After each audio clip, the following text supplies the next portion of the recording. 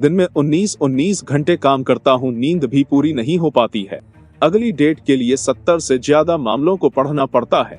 Judgement में correction जैसे काम अलग हैं ही। बॉम्बे हाई कोर्ट के जस्टिस गौतम पटेल 8 फरवरी की शाम 4:30 पर जब 16 मामलों की सुनवाई के बाद उठने लगे तो एक एडवोकेट उनके सामने एक मामले पर अगले दिन अर्जेंट सुनवाई की दरख्वास्त लेकर पहुंच गए। इसके बाद जस्टिस गौतम पटेल की पीड़ा झलक पड़ी। बार एंड बेंच की एक रिपोर्ट के मुताबिक जस्टिस गौतम पटेल की बेंच शाम 4:30 पर जब 16 मामलों की सुनवाई के बाद उठने को हुई तो एक एडवोकेट ने अपने मामले का जिक्र किया जो उसी दिन लिस्ट था। एडवोकेट ने जस्टिस पटेल से इमरजेंसी का हवाला देते हुए मामले पर अगले दिन ही सुनवाई की अपील की, लेकिन जस्टिस पटेल ने सर्कुलेशन से साफ इनकार कर दिया। जस्टिस गौतम पटेल ने कहा कि कोई सवाल ही नहीं बनता है कि मामले पर अगले दिन सुनवाई हो। उन्होंने मजाकिया अंदाज में कहा कि मेरे मानवाधिकार के हनन के लिए आपके खिलाफ एक्शन लूंगा। जस्टिस गौतम पटेल ने बातों ही बातों में बताया कि किस तरीके से न्यायाधीशों को निर्धारित अवधि से कहीं ज्यादा काम करना पड़ता है और उन्होंने अपना ही उदाहरण दिया।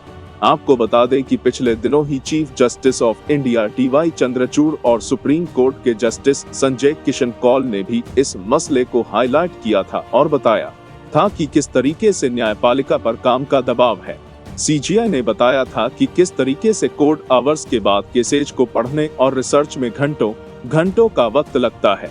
वहीं जस्टिस संजय किशन कौल ने कहा था कि किसी को कोर्ट के 4-5 घंटे के अलावा काम नहीं दिखता है। कोर्ट के काम के बाद हमेशा 8 घंटे पढ़ना पड़ता है, जजमेंट लिखना पड़ता है, यहाँ तक कि ब्रेक का भी समय उसी में चला जाता है। आपको बता दें कि देश के अलग अलग हाई कोर्ट में बड़ी संख्या में जजों के पद खाली पड़े हैं। पिछले दिनों केंद्रीय कानून मंत्री किरण रिजिजू ने राज्यसभा में बताया था कि विभिन्न उच्च न्यायालयों में न्यायाधीशों के कुल 1108 स्वीकृत पद हैं। वर्तमान में 775 न्यायाधीश हैं, जबकि 333 पद रिक्त हैं।